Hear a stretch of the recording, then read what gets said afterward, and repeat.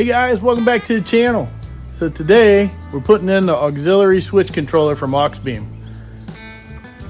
I can't find a place to put this thing. This box is rather large. I think I found a spot.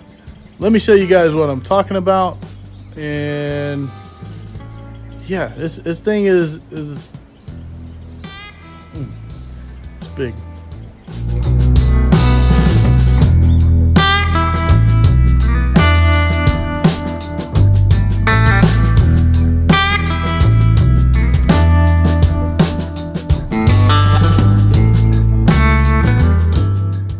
I just can't make up my mind where I want the switch panel and where am I going to put the control box. Right now, I'm really liking the way the 67 Designs mount for the phone is holding the Auxbeam. I mean, it's right here in your face. You cut it on. Yeah, I'm having a really hard time coming up with where I want to put this thing. I found a spot I can stick the box here. I'm not really sure I'm digging that. And it's in kind of a weird spot where the battery is. There's not enough room to stick it on top of fuse panel. I've got to shut your hood, right? Yeah, so there's not enough room for there. I'm not really digging it right here. There's no place to attach it to except for maybe zip tying it to the wire loom. I could put it on the inside, but then I'd have to lengthen the main power cable. And I'll lose room behind the glove box or somewhere inside the vehicle. Then if you take it, come over here, you still have to lengthen the main wire. And I could stick it right in between there. The connectors for the ECU. I'm not sure how much of an interference that'll be the ARB pump that I want to put in here. This little bit of room right here is all I have. So what do we do here? Do we order another controller that's less bulky? I mean, it's a nice controller. It looks like it's built very well. It's just it's too tall to stick under the hood where everything is limited space under the JK hood. I'm kind of at a loss. Maybe I'm just really picky on where I want to put stuff. What do you guys think? Should I stick it here and then just extend the cable? Or should I go ahead and just zip tie it into this spot? I mean, I don't know. Part of me says just stick it in there. Zip tie it.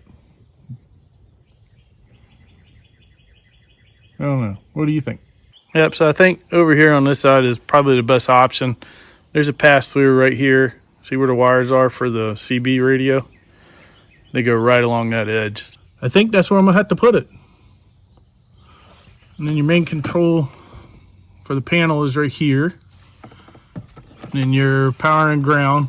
This red wire is supposed to run to a auxiliary port in your fuse box. So it cuts on and off with the vehicle. And there's your ground for that. I mean, it's really simple to install. I mean, the ports for all your power wires and stuff for your different things is right there. So that's easy to get to there. So I think I've talked myself into putting the control box right there. So let me get that mounted. And then we'll try and run all the control wire and everything up through here. And what do you guys think? Leave a message down below. Where did you put yours? And maybe I'm doing it wrong. Maybe you came up with a plate. If you have a better way of putting it in, let me know. And maybe we'll redo it in the future. And who knows? Maybe I'll get the solid state one. Yeah, so I'm going to go ahead and get this mounted. And we'll pass the cable through the firewall. And I'll show you where I'm going to put the switch controller.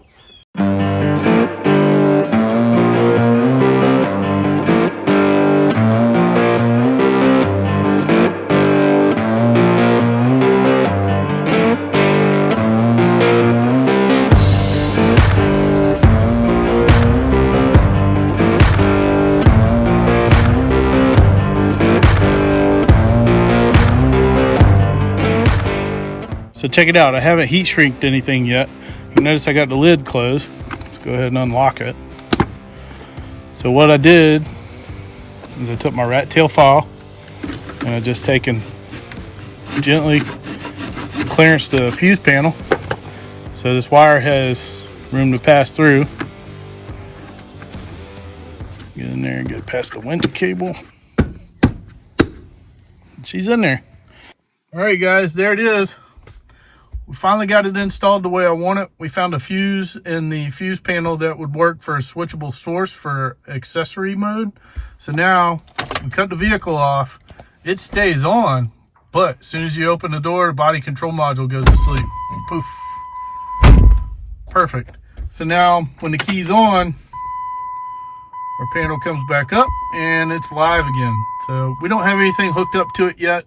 Remember, we put the Empower light bar in, and I'm going to eventually hook that to it. And we have some pillar lights, A-pillar lights that I'm going to mount. And I'm going to run everything else off of this, probably the ARB pump and so forth. All right, guys, that's going to do it for this video. Appreciate you hanging out with me today for this short video install. It's not really much to this. The hardest part was finding the switchable source in the fuse panel, which is number M7. I think it's, yeah, M7 in your fuse locations. You'll see it on your fuse panel lid. It'll tell you it's a switchable source. All you do is you take the fuse and move it over one location, and it becomes a switchable source with the key. So that's all we did with our aux beam controller on the inside. You saw what we did with the box on the outside. I'm not really happy with that. I might make a bracket for that later on. But for right now, that's going to work out great. And stay tuned at the end of this video because we have the remainder of the visit with SKIDROW Off-Road, Eric and Brittany. They're going to explain to you what different types of skid plates they have, what's available at SKIDROW. Really good people. We really enjoyed being there, and their products are top quality. We really appreciate them sponsoring us with a skid plate for the JKU. But yeah, please like, subscribe, and share. Let me know what you think about this install, what you do with your switch panels, what have you used in the past, and where did you put your controller box and the controller for inside the cab. But again, thanks guys, and we'll see you on the next one, which will probably be the ARB pump install now that we have a switchable source. All right, so we've got a whole bunch of TJ, YJ, what other? JK products. XJ, ZJ. WJ. So got like foot pegs and keychains and stuff. We got foot pegs. Awesome. Actually, foot pegs. Foot pegs. For TJ. Hold them correctly. We've got a variety of styles of foot pegs for the TJ. For the JK, for the JL, for the YJ. We've got them for the CJ. We've got them where it says, where it has the model cut into it. We have his and hers. Hers and his. Hers and hers. His and his. Yeah, we've got a whole variety of foot pegs available for Jeeps. We have we've got some cool little, what is this? Keychains. That's a front skid plate. Oh, well, look at that. What? Dirty JK girl? Yep. I think Mandy needs this on her Jeep. Oh, look at that face. Unfortunately, you can't see that on video because the camera's turned the other way. Or you could just give her a nice big SKIDROW Off-Road logo. Well, we didn't think of that. I think the dirty JK girl is... We've also got this side up and roll me over. Oh, and rock rated JK as well. We've got them 4 or 5 different ones. All right, so what they're saying is they have tons of protection for your Jeep. Not only Toyotas, but they mainly have Jeep stuff. Check them out. I'm going to leave a link down below in the description. And yeah, so they've been around for quite a while because I ran their stuff back in the early 2000s when I was still in the military. We've been around for over 23 years now. Yeah, so it's a really heavy quality product, and it's you need to check them out. So check out the link in the description down below, and get yourself some skids and protection and stuff on the bottom of your Jeep. Something can happen, we don't know what. And she's, oh yeah, he's died in the trailer back here. It's stuck up in the trailer somehow, and I found fell asleep. So, wow. yeah, so I think she might have something going. Yeah. I don't follow it, Yeah. but anyways. But yeah, so that's this one. What is that? This one knows that we saved